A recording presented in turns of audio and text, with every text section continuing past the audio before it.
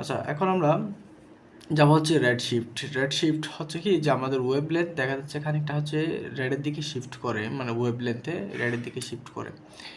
ঠিক আছে, এই জিনিসটা আমরা এখন ব্যাখ্যা করার চেষ্টা করব। আমরা কিসের এটা হচ্ছে কি আমাদের স্পেকট্রাল যে শিফট আছে ওইটাই। ঠিক আছে, অ্যাটমসের যে স্পেকট্রাল শিফট আছে ওইটা রেডের দিকে খানিকটা ওয়েভলেন্থটা শিফট করে। তো এটা নিয়ে আগে থেকেই পরিচিত হওয়ার কথা। যাই হোক, আমি এটা বিস্তারিত আলোচনা করতেছি না, কিন্তু একটু বুঝো যে আমরা একটা মানে আমরা এখান থেকে জাস্ট এই ইউজিং এই রিলেটিভিস্টিক থিওরি আমরা এটাই বোঝার ট্রাই করবো যে আমাদের স্পেকট্রাল লাইন খানিকটা রেডের দিকে শিফট করতেছে। ঠিক আছে, আর রেড শিফটটা আগে থেকে জানার কথা।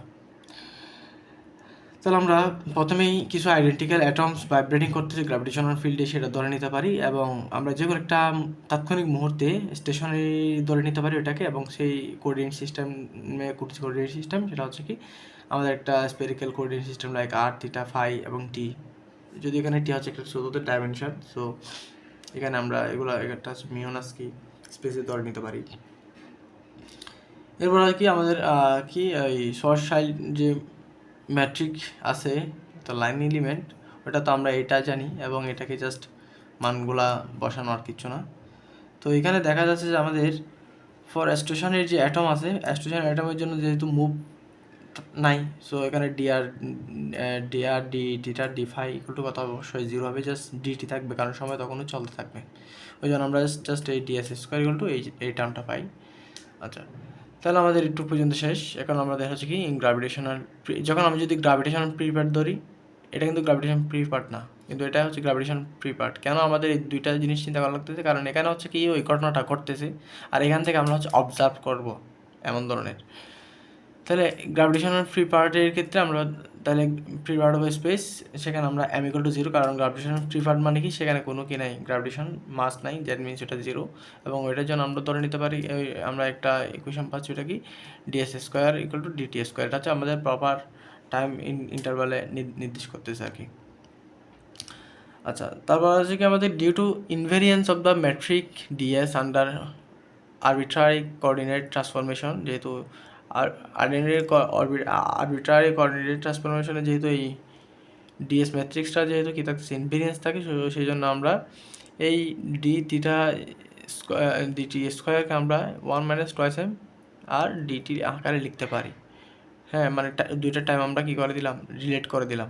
একটা টাইম আমাদের হচ্ছে কি যেখানে ঘটনা করতেছে, আর একটা টাইম হচ্ছে যেখানে আমরা অবজার্ভ করতেছি। তাহলে আমরা এই দুটাকে রিলেট করে দেওয়ার পর, কারণ এই জিনিসটা তো আমাদের মাস্ট করাই লাগবে, নাহলে আমরা বুঝবো কেমনি যে খানিকটা যে গ্যাপ হচ্ছে এদের মধ্যে, বা স্পেকট্রাল লাইনগুলো খানিকটা যে গ্যাপে আসতেছে, এটা কিছু সময় ল্যাগ করে আসতেছে। এই ল্যাগ সময়ের জন্য আমাদের ফ্রিকোয়েন্সিতে ল্যাগ হচ্ছে, ওয়েভলেন্থও ল্যাগ একটা হবে। সো ওই জন্য আমরা টাইমটা কী করলাম এখানে দেখালাম। সো আমাদের এই জিনিসটাকে তো বুঝছো, জাস্ট রুট করে দিলে শেষ। এখন এখান থেকে বোঝা যাচ্ছে কি আমাদের ডিটি হচ্ছে ছোটো, কারণ এই ফোরামানটা ওয়ানের চাইতে অনেক মাস যদি বড় হয়, হ্যাঁ, তাহলে কিন্তু আমাদের এই ফোরামানটা অনেক ছোটো হবে ওয়ানের চাইতে। এখন ওয়ানের চাইতে যদি অনেক বেশি ছোটো হয়, তখন আমরা এই ডিটি ফোরামানটা অনেক ছোটো হবে কার তুলনায়, এই ডিটির তুলনায়, which implies that periodic phenomenon in gravitational field of heavy mass will appear t, মানে যেখানে গ্র্যাভিটেশনাল মাস যেখানে আছে ওইখানের জন্য যদি টি নট সময়ে অ্যাপেয়ার হয়, এই পিরিয়ডিক ফেনোমেননটা, পিরিয়ডিক একটা পিরিয়ড যদি টি সময়ে ঘটে, then an observer outside the field as slow down, এবং সে সেটাকে স্লো হিসাবে দেখবে, কারণ ওর জন্য সময়টা কিন্তু বেশি। ওর জন্য যে সময়টা 2 সেকেন্ড, ও সেটা 5 সেকেন্ডে দেখবে। দ্যাট মিনস ওর জন্য একটা স্লো ভার্সন। আমরা যখন ভিডিও স্লো করে দিই, তখন মূল ভিডিওতে 2 সেকেন্ড হওয়া মানে আমাদের তুলনায় সেই ভিডিওটা অনেক 4 সেকেন্ড হওয়া, যখন আমরা একটা ভিডিওকে অনেক বেশি স্লো করে দিই। তাহলে এই যে আমাদের সময় এই জিনিসটা বেশি হচ্ছে মানে কি আমরা জিনিসটাকে স্লো দেখতেছি আসলে, কিন্তু এটা ডিটি পরিমাণে আছে। তাহলে আমরা এই যে স্লো করে দিচ্ছি, এটাকে বলে slow down, this cause a red shift. হ্যাঁ, এই যে এখানে স্লো ডাউন হচ্ছে, দ্যাট মিনস আমাদের টি ইকুয়ালস টু, আমরা একটা সূত্র জানি, টি ইকুয়ালস টু 1/নিউ, হ্যাঁ, মানে ফ্রিকোয়েন্সি দিয়ে।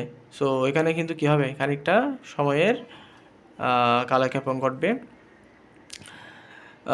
This causes redshift for the spectral lines of light emitted by an atom situated in a gravitational field when this light is observed. এটুকু তো বুঝলাম, in a gravitational free space part। আমরা মানে free space থেকে এইটা জিনিসটা দেখার try করতেছি। আচ্ছা, এখন আসি যে আমাদের এই জায়গাটাতে যে লেট আস সাপোজ আমাদের ডিটি যেটা চিন্তা করতে সেটা হচ্ছে কি proper time of vibration of atom. হ্যাঁ, এটা প্রপার টাইম, এটা মানে একদম রিয়েল ওর জন্য যেটা, আর ডিটি হচ্ছে আমাদের জন্য যেটা। আর আমরা এই দুইটার অনুপাত তো কী পাচ্ছি আমরা, এই T=1 নিউ, কারণ আমাদের যেহেতু এই দুটোর মধ্যে গ্যাপ আছে, সো আমাদের ফ্রিকোয়েন্সির মধ্যে গ্যাপ থাকবে, কারণ আমাদের ফ্রিকোয়েন্সিতে প্রমাণ করতে হচ্ছে, বা ওয়েভলেন্থিতে গ্যাপ থাকবে, এটা প্রমাণ করতে হচ্ছে ওইটাই। তাহলে এই যে টাইমের সাথে জাস্ট এটা রিলেট করে দিলে আমরা সেটাকে এভাবে করে লিখতে পারি। তারপর হচ্ছে কি আমাদের ইউজিং, আচ্ছা এখানে হচ্ছে কি মিউ নট হচ্ছে অ্যাকচুয়াল ফ্রিকোয়েন্সি, আর এটা হচ্ছে অবজার্ভ ফ্রিকোয়েন্সি, আমরা কোন ফ্রিকোয়েন্সিটা দেখতেছি।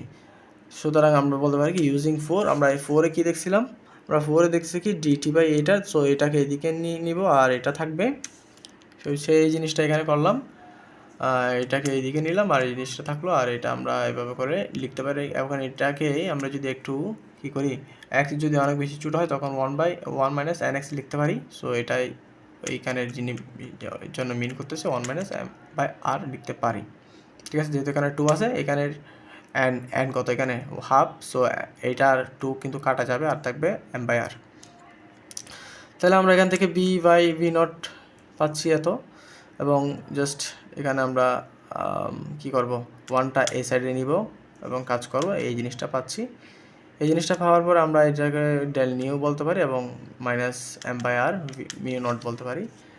এখন দেখো এটা এটা আসলে কী মিন করতেছে, আমাদের বলা হচ্ছে কি এই যে নিউর পরিবর্তনটা হলো সময়ের কারণে, সেই নিউ বা ফ্রিকোয়েন্সির পরিবর্তনটা নেগেটিভ হয়েছে।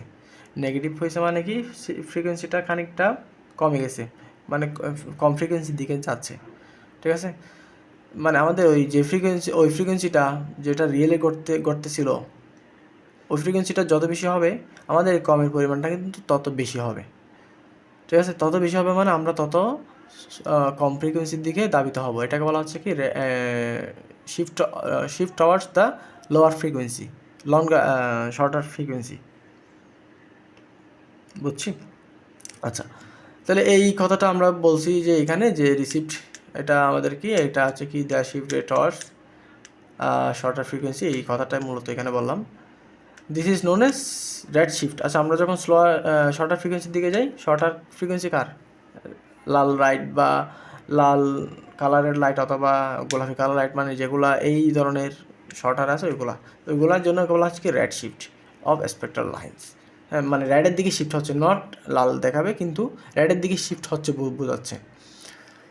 তার ইউজিং আমরা এটা আমাদের হচ্ছে কি যে নিউর সাপেক্ষে বা ফ্রিকোয়েন্সি সাপেক্ষে, কিন্তু আমরা এখন ওয়েভলেন্থের সাপেক্ষে যদি চিন্তা করি c/λ, এবং এখান থেকে টি নিউ বাইর করে আমরা d/λ = জাস্ট এখানে এটা যদি নেগেটিভ দিকে অগ্রসর হয়, আমরা তো জানি নিউ এবং ল্যামডা হচ্ছে পরস্পর বিপরীত, দ্যাট মিনস এটা পজিটিভ দিকে অগ্রসর হবে, সব কিছু ঠিকঠাক, জাস্ট এটাই লিখলাম। তাহলে এটা হচ্ছে আমাদের এই জিনিসটা মিন করে আমাদের হচ্ছে লঙ্গারের দিকে শিফট হচ্ছে। হ্যাঁ, ডেল সময়ের কারণে ডেল পরিমাণ গ্যাপ হচ্ছে, ঠিক আছে, এই ডেল পরিমাণ গ্যাপ হচ্ছে, যত সেটা বেশি হবে তত বেশি ডেল পাবো, মানে তত বেশি শিফট হবে কার দিকে, আরেকটা রেডের দিকে, লঙ্গার ওয়েভলেন্থের দিকে। ওই জিনিসটাই লিখলাম আর কি। তাহলে এই দুই হচ্ছে আমাদের সূত্র, এবং আমি যদি SI ইউনিট বা ম্যাথের জন্য যদি চিন্তা করি, তখন ম্যাথ করার জন্য আমাদের কিন্তু এই সূত্রগুলো ইউজ করতে হবে। GM = C = 1, এটা হচ্ছে SI ইউনিট, আমরা এই জিনিসটা ধরে নিই, এবং M = আমরা বলতে পারি GC² × M। ঠিক আছে, তাহলে আমরা এই জিনিসটাকে ওই যে সূত্র দুইটা আছে ওই সূত্র দুইটাকে জাস্ট এভাবে করে লিখে ফেলতে পারি। m/r এর জায়গায় আমরা এই জিনিসটা g দিয়ে চিহ্নিত, g/c² এক্সট্রা টার্ম এনে এভাবে করে লিখে ফেলতে পারি। ঠিক আছে, এটুকু হচ্ছে আমাদের আসলে রেড শিফট। ধন্যবাদ।